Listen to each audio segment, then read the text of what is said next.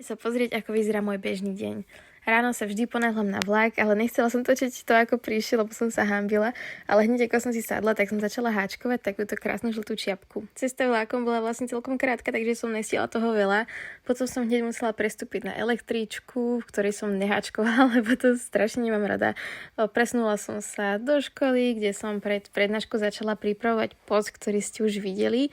Potom som chvíľku háčkovala a prednášky sme mali celkom 3 a nie na každý som mohla háčkovať, trebalo sa aj vzdelávať, takže som háčik zobrala do ruky zase až na ceste domov vlakom. Vo vlaku si vedľa mňa sadol taký chlapec, neviem, asi v mojom veku, netuším, a strašne na mňa zazeral, kým som háčkovala, až mi normálne prišlo trápne, ale povedala som si, že ľudia robia na verejnosti o mnoho horšie veci, takže som si ho prestala všímať.